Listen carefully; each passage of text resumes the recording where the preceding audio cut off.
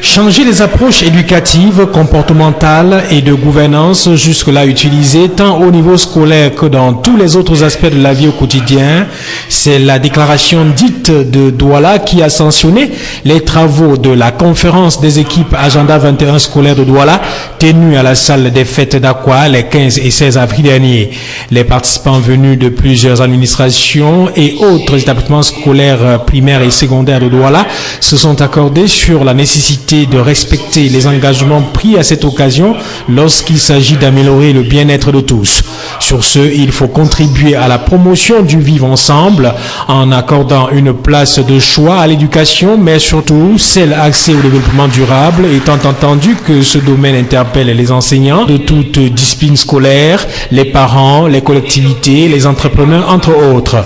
Il est donc important d'encourager la protection de nos différents milieux de vie en y associant profondément nos valeurs culturelles. Pour le réseau africain pour l'éducation au développement durable, le développement durable est un projet qui dispose des axes stratégiques parmi lesquels l'éducation au développement durable qui a 4 objectifs, à savoir promouvoir et améliorer l'éducation de base, réorienter les programmes d'éducation existants dans l'optique de développement durable, informer et sensibiliser le public à la notion de durabilité et former l'ensemble de la population active.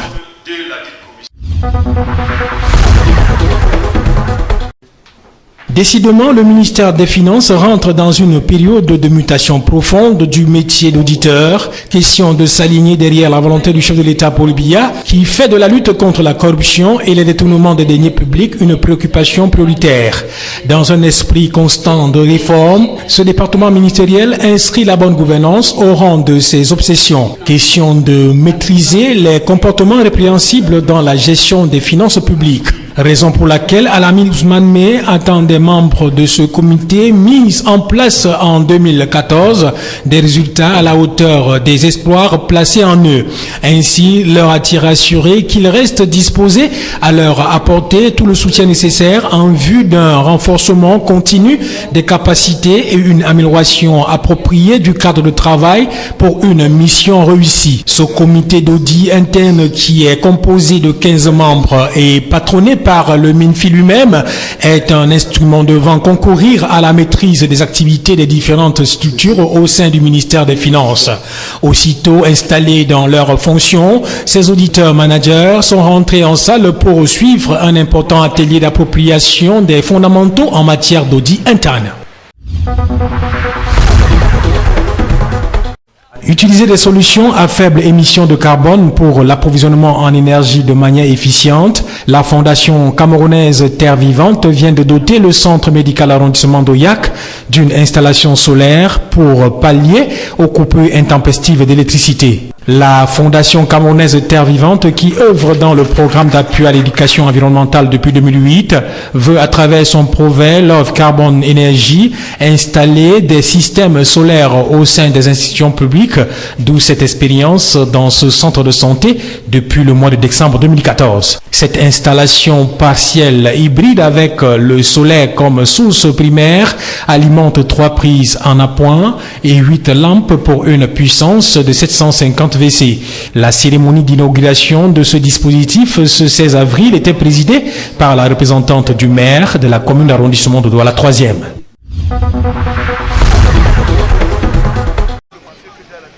Les clubs de la D2 et de la D3 du littoral veulent contourner la trêve à eux imposée par la Fédération camerounaise de football, elle qui a suspendu les activités de la Ligue régionale de football du littoral depuis plusieurs mois. Pour permettre à leurs joueurs de rester en jambes avant la relance de ces activités, plusieurs présidents des clubs appartenant au label Maison Mère pour la plupart ont choisi de jeter leur poulain sur l'heure des jeux pour une série de rencontres amicales.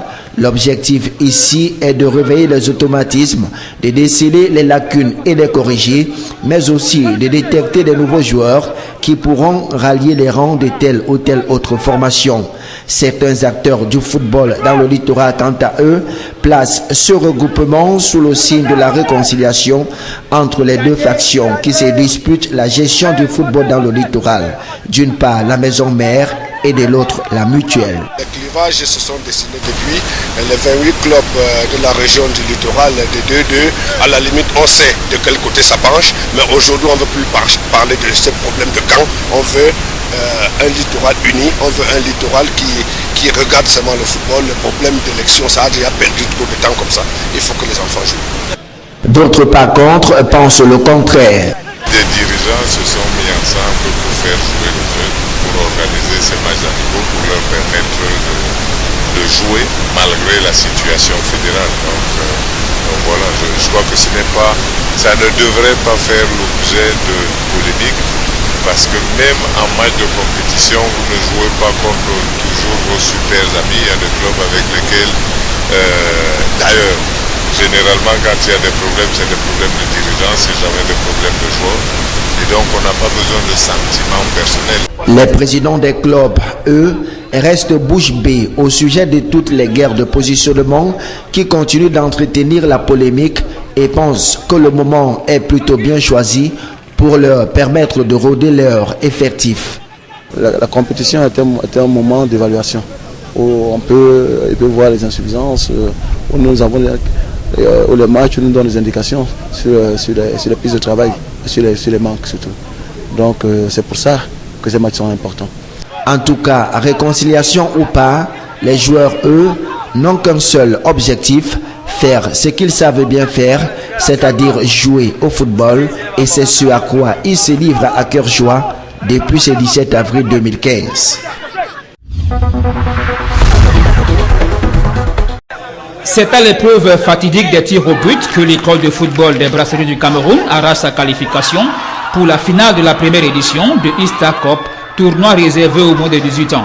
La deuxième demi-finale met aux prises le FBC à Best Stade de Limbé, une équipe que les Verts connaissent parfaitement. Les 22 acteurs se neutralisent pendant les 45 premières minutes. Malgré le soutien du public, les filets des deux centres de formation vont rester inviolés.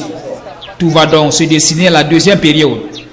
Face à ses supporters, l'école de football, grâce à cette retournée acrobatique, trouve le chemin de but.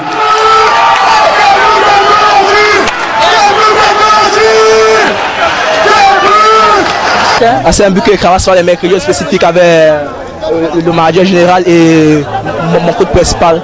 Donc, il nous apprend à les enrouler, les reprises acrobatiques, tout ça. Le but de Mbarga enflamme les gradins. Les Verts sont tout près de doubler à plusieurs reprises la mise. Mais le gardien de but de Best Stade de Limbé aide sur tous les coups. Ses arrêts freinent l'élan des locaux et permettent plutôt aux visiteurs d'égaliser.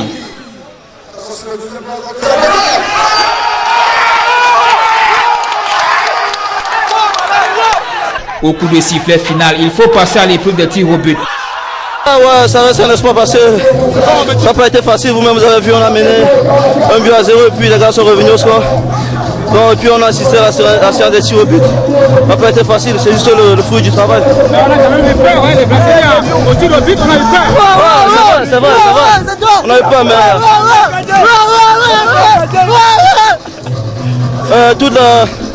lorsqu'on préparait le tournoi, on a eu à travers les tirs au but avec le coach. Donc, ça n'a pas été facile, L'école de football, grâce à ses 5 tirs réussis après la deuxième série de tirs au but, obtient sa qualification. Ce samedi à 15h, Andokoti, le centre de formation affronte son homologue de la Kadi Sport Academy, vainqueur face à Yan Sport Academy de Bamenda, sur le score de 3-0.